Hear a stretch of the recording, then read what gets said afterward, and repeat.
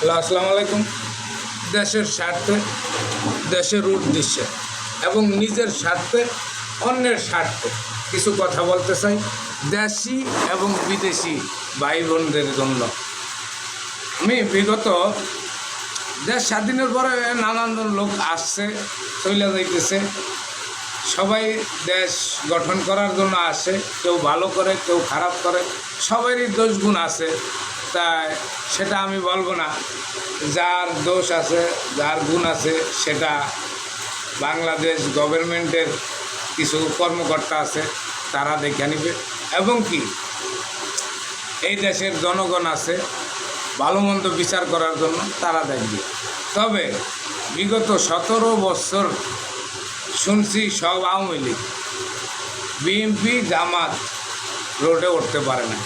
তবে এখন এই 5 তারিখের আন্দোলনের পরে সব শুনি জামাত আর বিএনপি, তাহলে আওয়ামী লীগ গেল কোথায়? আওয়ামী লীগ কি সব গেছে গিয়া? এই দেশের মানুষ যত ছলনামহীন হতে পারে, ততই মানুষের কাছে তারা সাপোর্ট, বড় একটা সাপোর্ট নিয়ে মানে কি তৈরি হয়ে যায়।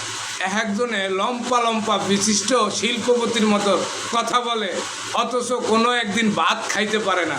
তারা এখন রাস্তায় উঠে বলে আমি বিএনপি করি, আমি জামাত শিবির করি। হ্যাঁ, আমার তাদের উদ্দেশ্যে কথা, সবাই বেশি বাড়িয়েন না। যদি বাড়েন, দেশের জনগণ ঠ্যাঙ্গের নলা দিয়া কাটিয়া দিয়া বাসায় দিবে নদীতে। কথাটা বইলা দিলাম। কে প্রকৃত বিএনপি করছেন সেটা আমার দেখার বিষয় না, সেটা দেশের জনগণ দেখবে। কে আওয়ামী লীগ করছেন সেটাও আমার দেখার বিষয় না।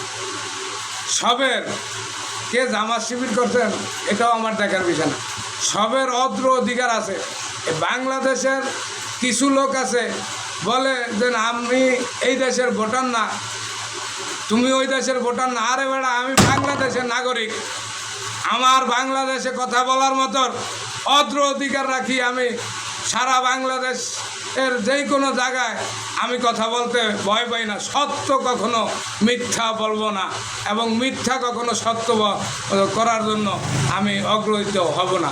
তবে আমি বলতে চাই, সঠিক কথা সঠিক সময় মতো না কইলে তাহলে সে সঠিক মানুষ হতে পারে না। হ্যাঁ, তাহলে এখন এই দেশে মানুষ হাহাকার, কিছু মানুষ হাহাকার করে, কিছু মানুষ স্বৈরাচারী করে, কিছু মানুষ টাকার জন্য পিছে দৌড়াইতেছে, কিছু মানুষ দল গঠন করতেছে, কিছু মানুষ নতুন করে দল করতেছে। আমার কথা সেটা